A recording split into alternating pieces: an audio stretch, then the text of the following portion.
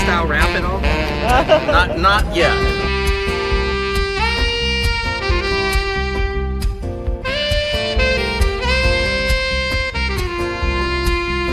Doesn't it appear to be extremely coincidental that you guys arrest people right outside of Governor Newsom's press conference? Is this really just a show of power?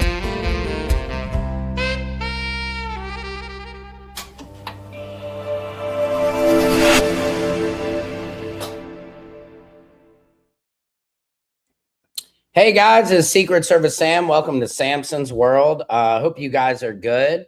Just going live again. Good evening to everybody. Good evening. What's up? Global and mobile. What's happening with you? Good evening, everybody. Miss Stagurate. Hello, hello. Hi guys. Come on in. TD Davis. TD, I see you. Hello from Colorado, Oglocky. I went to college in Colorado. Not much, guys. Not so much. Hello from Alabama. I see you. I see you. If anybody wants to come join me on the show and talk about any cases I've been discussing, or just come on and say hello to me, that is the link right above my head. You just copy and paste that into your browser and we can chat. Love from El Paso, Texas. Thank you, Red. Love right back to you. I hope you guys are all doing good. Hello from Dallas, Coffee Hill, Washington, D.C. First time here in Georgia. Okay. Kansas, Texas in the house. New York. Oh my God. South Carolina. Shout out where you guys are from. Thank you for the for the updates. Thank you, Just Me. Hello from Gilbertville, Mississippi, right around the corner from Ocean Springs. The Realist 0314. Thank you so much for tuning in. Hello from California. Okay, Amber, that's where I'm at. Hello from ATL. Oh man, Athens, Georgia. Yep. Home of REM. Rockville, Maryland. Oh my gosh. This is great, man. We got everybody all over the place here. The Elite One, California. Thanks for your passion. Thank you guys. Love from Michigan. Philly in the house. First timer here in Milwaukee. All right. Positively vibing and BS. All right. Hello from Canada. Austin. Great coverage of this case. Thank you guys. Florida, Las Vegas, Boston, South Carolina, Jersey girl, Felicia. Bye, Felicia. No, just joking. Hi, Felicia. China girl. Thank you so much. Thank you. Hello from Athens, Georgia. Again, Houston, Texas, baby. North Little Rock, Arkansas, Wisconsin. 15 minutes away from Mississippi, born and raised. I never wanted to ever go to Mississippi, Macomb, Mississippi. Mississippi, all right. Denver, Colorado, went to college there. Fort Wayne, Indiana, home of the man that cut off his burned and his ping. Interesting. Dallas, Texas. Paris, France. San Diego here. I love ginger roots. San Diego is beautiful. Thanks for all your work. New Jersey here. Thank you, DJ KO Sync. Atlanta, Georgia, ATL. Thanks for keeping us updated, Sam, and not being biased. Yeah, guys, I just wanted to come on here and discuss. I'm going to be going live more often. I used to do it every day, but it honestly got a little bit tiring. And my studio is a little hot upstairs. I usually have a lot nicer setup than what you're seeing now. But I just want to come on and just discuss some things. Yeah, Lou Lala 99, because we're sick and tired. I think we're all sick and tired of this. It's almost like every day, Brooklyn in the house, Killeen, Texas, every day, Connecticut, every day is just something new with these cases. And I understand, man, the fatigue is real. I'm a white man. So like for me, to be tired of this, I totally understand how Black people are feeling, because this just seems like a everyday, weekly occurrence, whether it's a police brutality video and police overstepping their boundaries with Black Americans, because we don't see it happen to white Americans hardly nearly in the same way. ICE just unalived a man who was a United States citizen. He didn't have a weapon or anything on him, and they took his life in front of his 3-year-old girl. I mean, it's disgusting, man. This administration denying Todd Blanche You know, the confirmations are too much for me when you watch these people and they're like, who won the 2020 election? And like, they can't answer a question. Like, it's just, we need independent thinking to come back. You know what I mean? When you can't think for yourself and you have to just bow down to somebody else, it's crazy. China Girl, Compton, California. Just like Compton. Brooklyn, New York in the house. D.A. Jones, 1949. Thank you for all your hard work. You know, guys, thank you. And it doesn't even, it's work, but it doesn't even, I don't want to say, you know, I don't want to put too much on me at all, because I'm really just doing this to get justice, because I think there's not enough people speaking out and using their platform. Somebody pointed out earlier how Jay-Z was at his concert ragging on Colin Kaepernick. When it's just like, how can you rag on Colin Kaepernick? Or how, I'm not even going to put it on black or white celebrities, Asian, Mexican, whatever. How can you have a platform in this day and age and not use it to raise awareness, to help out the cause, to get the word out there about atrocities? You know, obviously I'm a comedian first, so I love to put up my comedy videos. I love to do stand-up comedy. I love to entertain people, but I'm also realizing it's bigger than me. You know, it's bigger than entertainment. It's about speaking up when nobody is saying anything. And I realize I'm in a unique situation. I wish I wasn't so unique. There's not a lot of entertainers right now who are willing to use their platform for good. You know, like I look at Kim Kardashian, who's sitting there. She has all black children. And I know she's done good things in the community for freeing people in jail and this and that. But it's just, it's not enough, you know, in the words of Kendrick, you know, it's not enough. It's just, we all need to be doing more. And sometimes I don't even know what to do. And I really appreciate all you guys, because everybody thinks, oh, Sam, you're really on top of this stuff. But to be honest with you, it's you guys who are on top of it. And it's you guys in the comments. It's you guys in my DMs, leading me in new ways on these cases, turning me on to cases. So I just got to give a shout out to all the fans out there, that I could not do this without you guys, because I wouldn't really know which direction to go if I wasn't, you know, getting suggestions. We got Nakia Ronique. Am I saying your name right? Let's pull her on. Guys, again, if you can see the StreamYard link, come on in and, you know, let's chat about this. I really love everybody chiming in on the comments.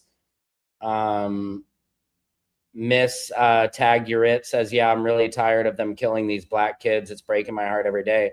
Yeah, and I can only imagine that. And I think one problem some white people have, or all humans, is putting yourself in somebody else's shoes, you know, truly doing that and thinking about somebody else's experience. You know, I'll just tell one quick story. I remember being in high school, and one of my friends, Malcolm, I'll never forget, he was like, I couldn't sleep last night because gunshots were going off and I had to sleep on the floor. And I was like, what are you talking about? People aren't shooting in your neighborhood. He's like, maybe not your neighborhood, but my neighborhood they are. And that was like one of the first times, you know, early in high school, I realized that I was privileged and that not everybody lives the way I do. And I think that's a great human flaw, is we all assume that we all live like each other.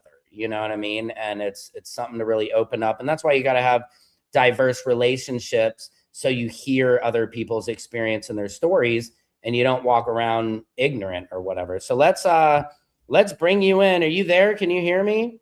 Yes, I can hear you. How are you? I'm great. Is it Nakia? Am I saying your name right? Is it Nakia? Yes, Nakia Ronique. We appreciate you so much for holding it down for us, representing, because a lot of people, you would, you know, think you don't know what it feels like to be in a black person's shoes, but you are doing a phenomenal job representing, making sure that, like I saw your post last week, you had said everyone needs to come together and rally. And why aren't they coming together and rallying for you know, the Wells family, like this is a tragedy. Like I'm a mother and I have a son, and I promise you it would not be this way. I would probably be in jail. I would probably be in jail. I'll be knocking on doors. No, I'm the same way.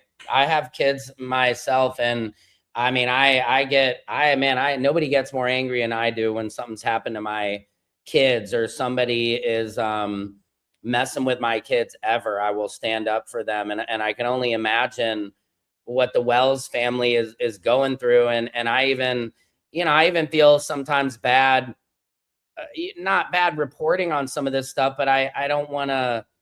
This is like real people, and I can only imagine like the pain they're going through, and it must be so amplified having us all talk about it. You know, I constantly am thinking about that, like, oh my God, if this is one of your kids and the whole country, it's like on one side you're glad that we're all raising awareness so we can get accountability, but then on the other side, I don't want to be somebody who's talking about something because it's getting you clicks or views or attention.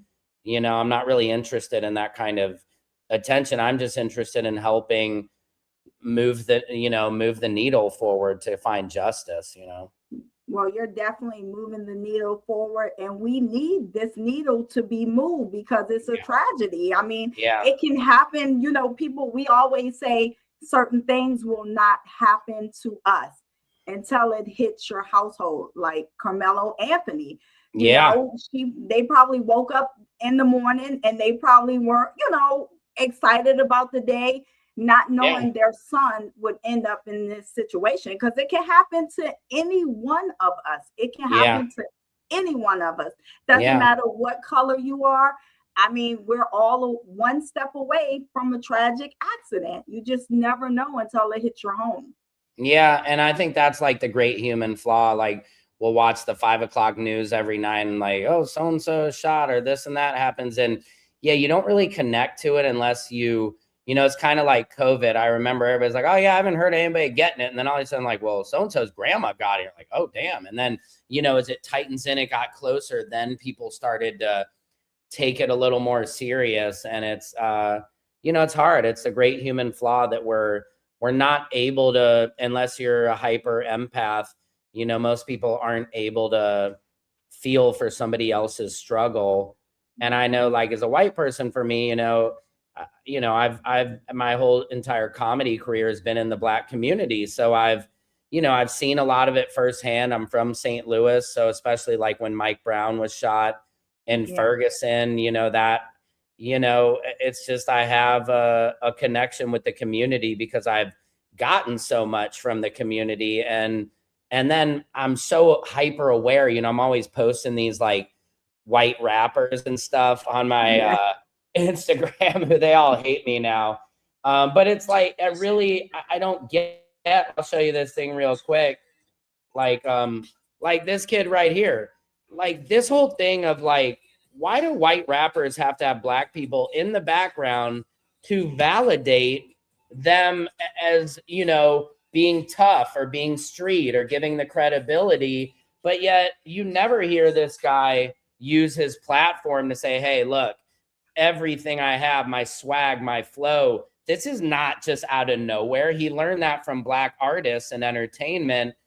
And to me, I'm just hyper aware. Even like for me in comedy, you know, I toured a while with Donnell Rawlings, and I picked up so much from him and his stylings and the way he entertains and the way Black comedy is, that I don't feel right, you know, taking that. It's like, you know, Justin Timberlake took from Michael Jackson, but it's not like he's like, guys, I wouldn't be this without this. They don't really acknowledge it enough for me a lot of times, you know? Well, I mean, we are the culture. Let the truth be told. We are the culture. You know, there would not be a lot of stuff and a lot of people without our culture. So throughout the world, it is. You know, I mean, you see like these Asian kids like beatboxing, breakdancing, you know, it's just interesting to me how Black culture is the #1 influential culture in the world. You know what I mean? That is what cool is. We, I always say, like, white people, we'd still be kind of shaking hands like this. We wouldn't be dapping people up, or giving, the rock and respect. And like, there's just so much to it that, and even, all the inventions, that people don't even aware of. Like, they think the Wright brothers were the first people to fly, when there was a Black man who created an airplane before them. And then when he shipped it, I think it was going to go, I want to say, to the World's Fair or something. And of course it got destroyed along the way, like, it's just, like, I was watching, I saw a post by that Officer Tatum guy. Have you seen him? Yeah. Mm-hmm. And it's like, people like that kill me, where you have one Black guy who will sit there and say, this isn't about race, or he'll, like, I have one of his posts, I'll read it real quick. Which it gets on me so bad, because like, if you look in his comments, it's just all white people being like, oh yeah, everybody thinks we're racist in Mississippi. I don't really see it. And it's just like, of course white people in Mississippi don't see it. Yeah, well, how did Carmelo Anthony end up with a jury with not one Black person on the jury? Like, not one. What happened? Exactly. And that's the thing. And here he says, this is Officer Tatum. He said, my latest op-ed just dropped. Nolan Wells was an 18-year-old young man who lost his life, and his family deserves the truth. But the rush to turn this into a racial story before the investigation is complete may be doing more harm than good. Comment, read below. And, some people in the comments are, I live in Mississippi here all my life. People act like we all have white sheets, pointy hats, and hanging trees on our property. Stop being stuck in the past. We didn't all participate in that activity, and we still don't. And like, that right there, to me, it's just so tone deaf. And it illustrates how, like, white people think like you want them to feel guilty or something like that. And it's like, it's just an acknowledgement. It's just an acknowledgement of history. And it's like, there, like somebody said in his comments, old Al, referring to Al Sharpton, still back on the plantation picking cotton. And you're like, he's actively making racist comments, and this Officer Tatum facilitates it. You know what I mean? And white people love to grab on to the one Black person, I always say, willing to talk like a racist white person, instead of, and then go into the comments and be like, there's not one Black person in here making these comments. It's all white people making these comments. And it's just like, that tells you what you need to know. It's not like Black people are supporting this Officer Tatum guy at all, Mm-hmm. Mm-hmm. Well, they don't know unless they need us, like Kim Kardashian. You see, all her kids are by what color? Right. You know what I'm saying? So until they need us, it is what it is. So right. Yeah. And I always say that, like, with Kim Kardashian, it's especially disappointing because their whole family has been riding off Black culture since everything about them, they stole a Black woman's lips, the hips, the dips, you know what I mean? Like, everything, all of their technology is all emulating a Black woman. And yet they, I know Kim has done some stuff for trying to get people freed out of prison and stuff, but it's not enough. You know what I mean? Like she has Black children. She should be, it shouldn't be me using my platform. I should be the least of it. I'm just I'm not a very well-known comedian per se, or entertainer. And my platform is decent, but it's nowhere near what they have, and it's like imagining if she could send this out to her 20 million plus followers, or Taylor Swift, you know what I mean? All these people, they all benefit off the culture, but when it comes time to speak up, like, they're nowhere to be found. And the sad thing is, I don't think they don't care enough to. Well, I think it's not beneficial for them. When it becomes beneficial, that's when they want to speak. But if it's not beneficial to them, or it's not making them any money or notoriety, it's not. What are they doing it for? Yeah, exactly.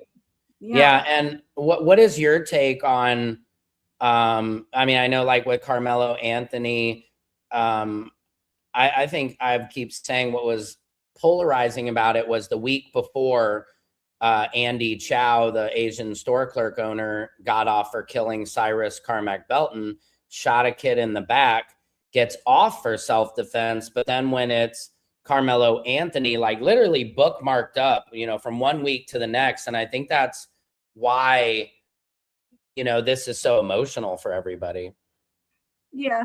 And I mean, I think if we have an justice system, they say it's supposed to work for us, but it does not work to me. I'm not just going to say Black people for poverty.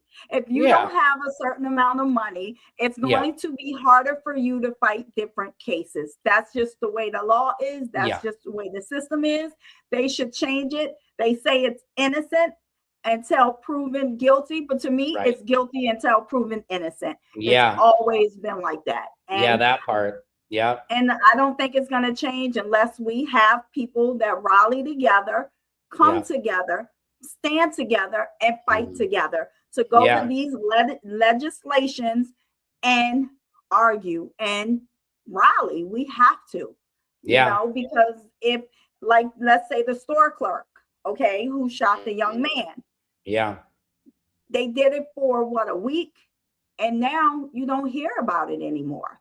I think we should be like how Martin Luther King was back in the day. They would rally, they would get together, they would go over a whole bridge, about a whole 1,000 of them. Yeah. We just don't rally enough. We do it when it's the hottest topic, and then we stop. And that's the problem. Yeah, I agree. And I think too, protest has even become a little bit of performative, like I know like people love to have I always, say like Martin Luther King never brought one of his kids in a stroller to a protest, you know what I mean? Because it was going to maybe be violent, or, I think there's a lot of these kind of Karen types who like go to Starbucks, get their iced latte, and they have their shirt that has something cute on it. And they sit there and make a sign that is, they're almost about getting a picture on Instagram featuring what their sign is. Like, what is their creative little slogan? And that, like, to your point, that's not protest. Like, protest is kind of rioting more. So it's maybe getting pepper sprayed. It's maybe having to break the law a little bit and raise a little ruckus. And I think you're right. I mean, I think a lot of people have kind of, they're not angry enough, Yeah. And I think it should be peaceful protests. We turn protesting into negative, it turns bad and it makes us look bad. But I think if we have peaceful protests and do certain things and let the world know that we are not playing, like with Carmelo Anthony, we need to stand firm.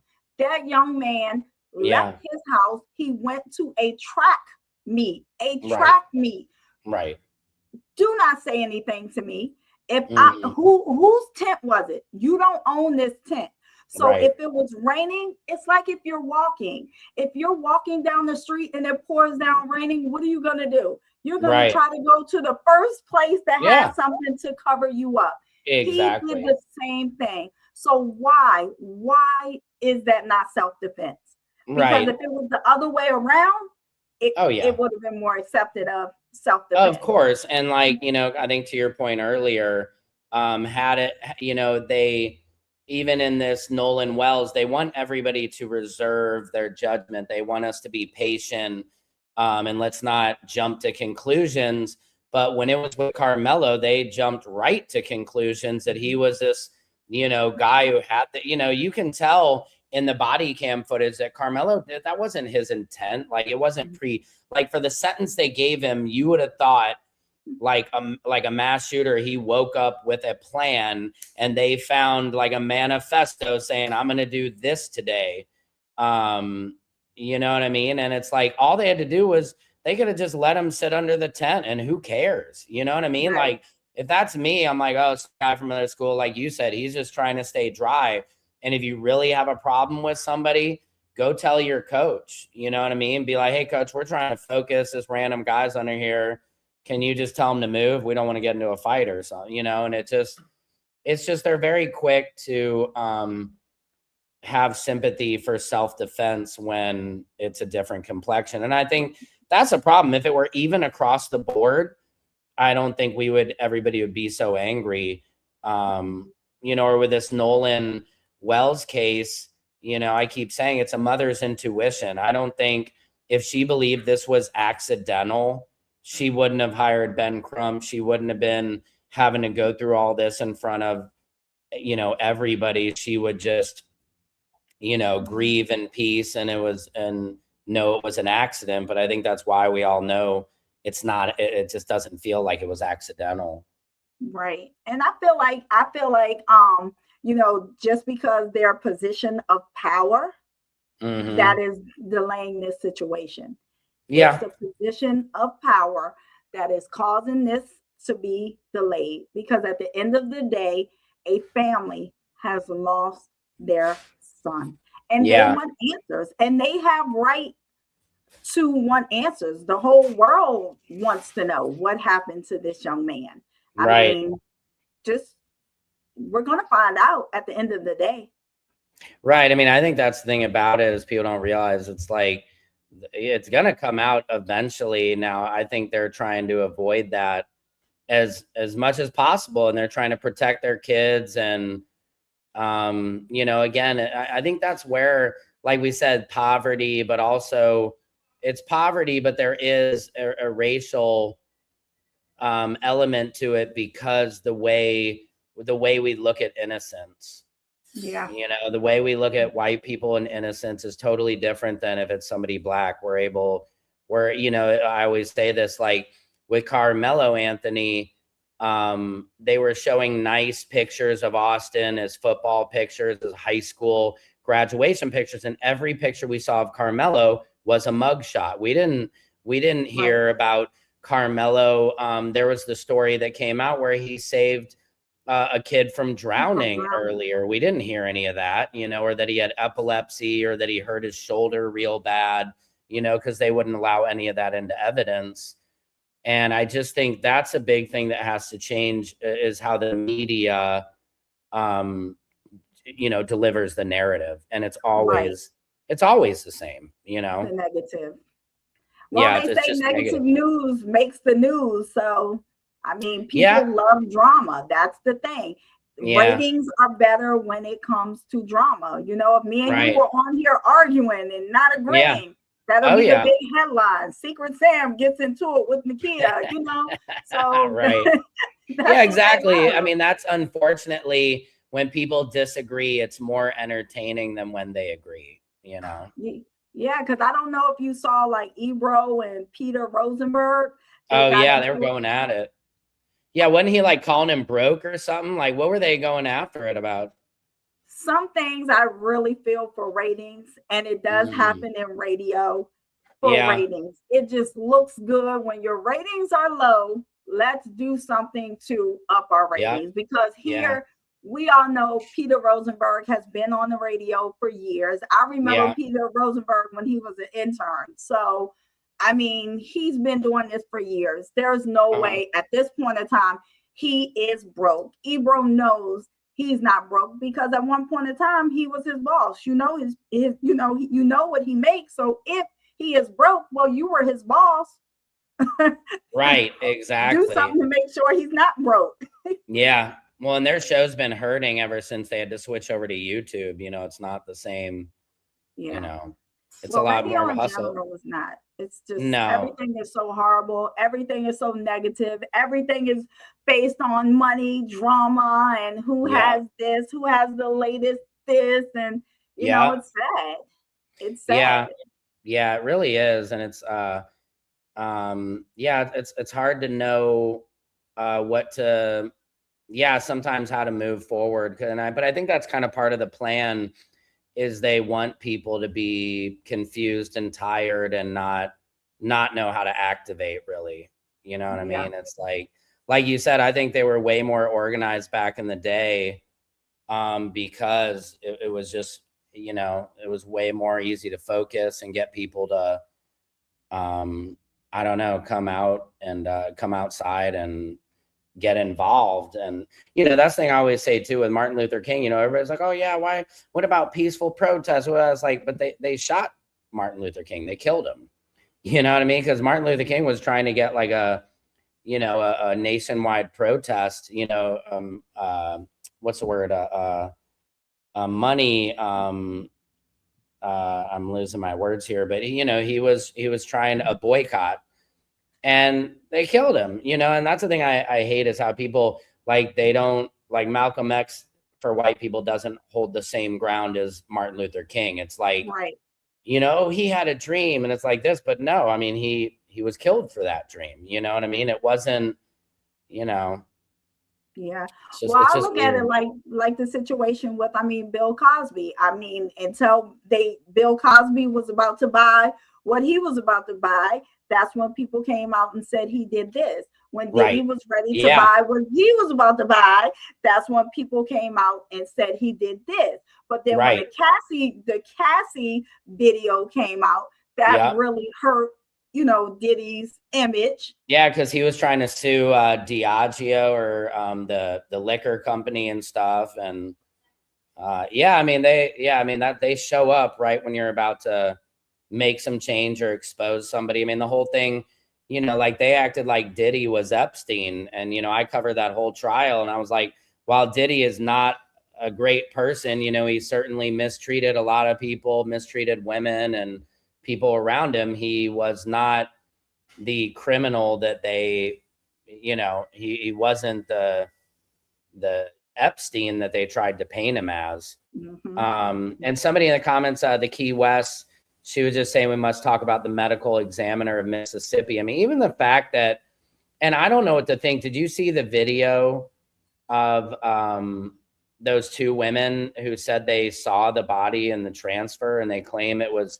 lit on fire? I mean, all these horrendous things that almost reminded me of like Emmett Till. And I believe that's a real account that they're telling us, but I'm almost kind of shocked that's not bigger news, because if what they're saying is true, it's just like, what really happened? You know what I mean? Yeah. Like, it's just hard to believe. It's just, and I'm doing my best, because I'll have people DM me, and, you know, I did a video yesterday, and people are like, Sam, I'm not, you know, I realize a lot of people are trying to now throw the blame on the Trayston and Javon, like the two black friends, when it's like, Yeah. but the white friends are saying nothing. They're lawyered up. So who's looking guilty? You know, and Right. it's like, and I realize people are trying to push their narrative to me, and I'm delivering just information that I get, but I'm also trying to make sure people know, just because I'm delivering this information, it doesn't mean I believe it. I'm just like putting it out. So almost like, hey, is this a lead? Is this something, you know, almost like if we're trying to find clues, like, no, we were searching this way, but this guy's not involved. Okay, let's look at, you know what I mean? But I realize people are trying to manipulate me in that sense, sending me information that's not right, you know, or biased. Right. And I think, like you said, it's a cover up, and they're going to cover up until as long as they can.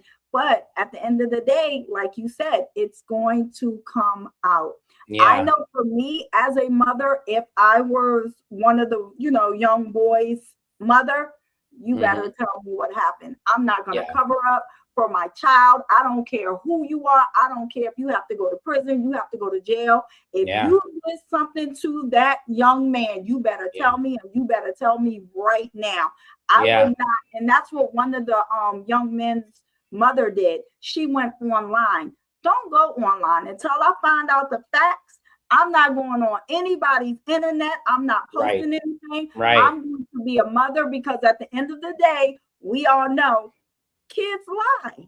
You think my child is going to tell me, well, Mom, we beat him up, we did this, we did that? No. They're going to be like, Mom, he hit me first. Or, you know, they're not going to tell you the straight truth at all. Yeah. And especially in a situation like this, yeah, it's wild. It's really, it's wild. So, but I'm so glad you came on though. I really appreciate you, and you're always welcome to come on. I'm going to start going live a lot more often and everything. But I just love getting to talk to different people and, you know, hear your guys' opinion on what you think. Well, of course, and I appreciate you for allowing me to be on here. And what do you think? Because I have posted something today. What do you think about R. Kelly? You know, he's oh my God, I just saw that. He's looking for a pardon like Boozy Badass, right? Well, is he looking for a pardon from Trump? I took a screenshot of that. I was like, oh man, what's R. Kelly trying to do now? But it says, according to the U.S. Department of Justice Office of the Pardon Attorney, Robert Sylvester Kelly, R. Kelly, has a pending application for a commutation of his federal sentence. Here's what that means. A commutation is not a pardon. It can reduce or shorten a prison sentence, but does not erase the conviction or declare the person innocent. As of now, the application is still pending. No clemency has been granted. This is administrative clemency request, so will be reviewed through the federal process before any financial or final decision is made. I mean, I think he's requested. I guess bottom line is, it seems like if you can pay Trump enough, he'll be like, oh, okay, you know. Oh, yeah.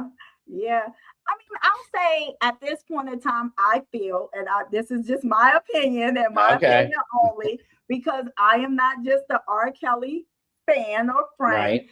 I just feel like R. Kelly didn't do this by himself.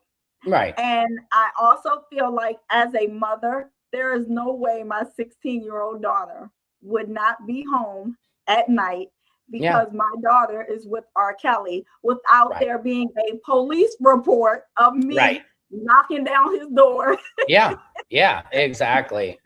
Physically attacking him, like, you better stop, because, you know, at that age, men manipulate younger women, which I understand that.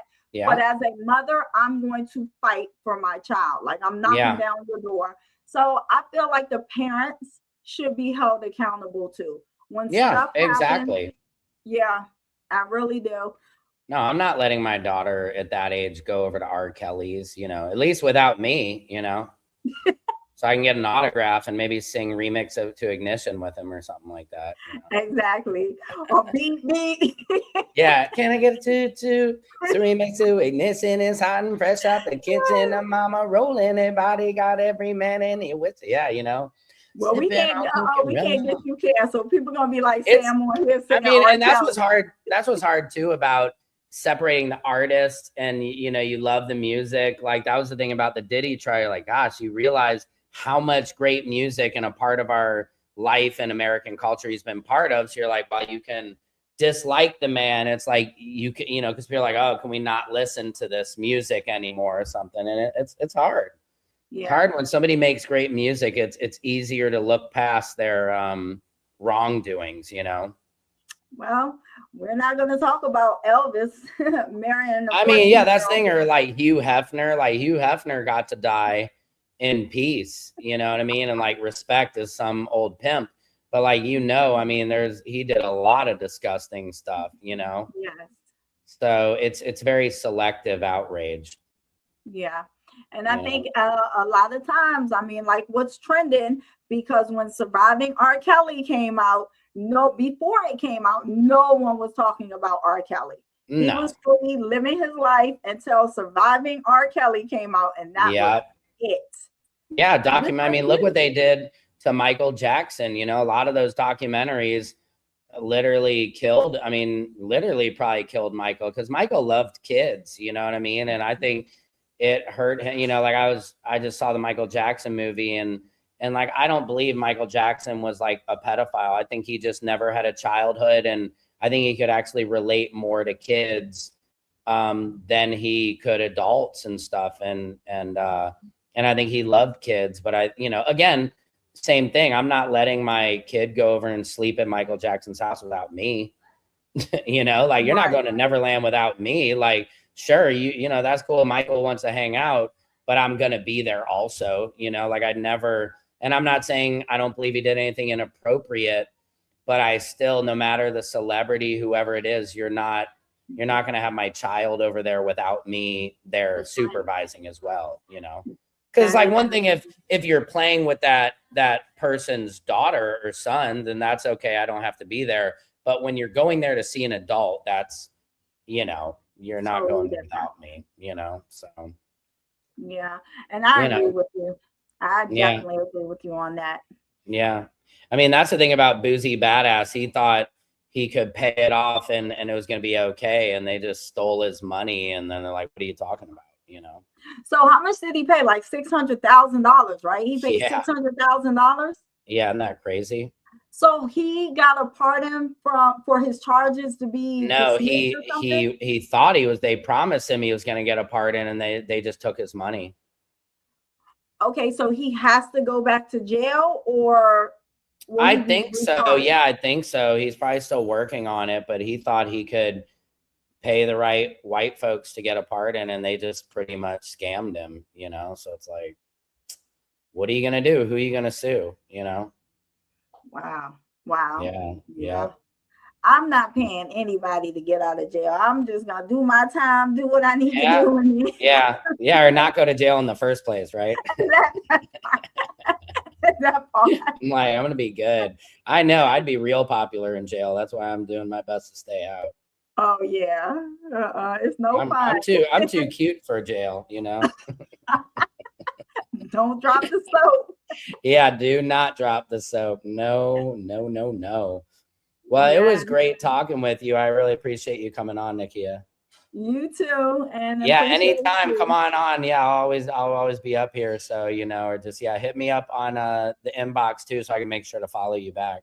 Of course. Yeah. And are you like a journalist or anything like that? Or what kind of work do you want to promote? No, I'm on the Red Grant in the morning show. Oh, you are? Okay. Red Grant's a good friend of mine. I didn't know that. So I'm on his show. Of course, I've been on radio for years. And I didn't know that. Okay. No journalist. Okay, well, dope. Yeah, tell Red I say hi. Red's a good friend of mine. We've been, you know, he did a show, Laugh Tracks on True TV. I was a producer on that. We put him on. And, you know, I started doing comedy back in Guy Torrey and Joe Torrey's room, Fat Tuesdays at the Comedy Stores where I got my start. So Red Grant was always like, you know, one of the killers of that room. So yes, and he was very humble, very. Yeah. I've known him for a long time and he's very humble. Yeah. Oh, dope. Well, let me know. I'd love to come on your guys' show sometime. I know he wanted me to during the Diddy trial and we never worked it out, but. Well, let's get it going because we got a lot of stuff coming up.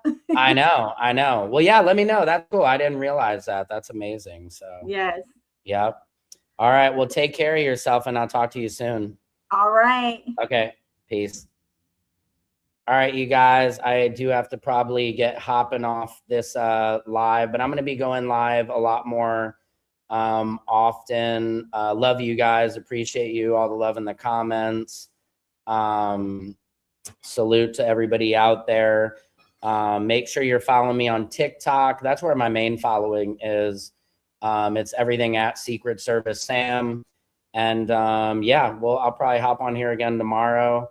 But keep it real. Let's keep pushing and put this gas pedal on the neck of these racists and make some real change. And I'll be right there with you guys. Love you guys. Secret Service Sam out. Samson for president of the world.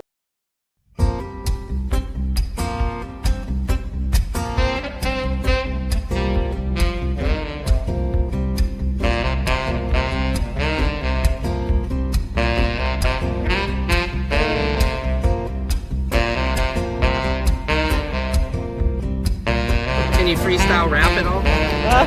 Not yet.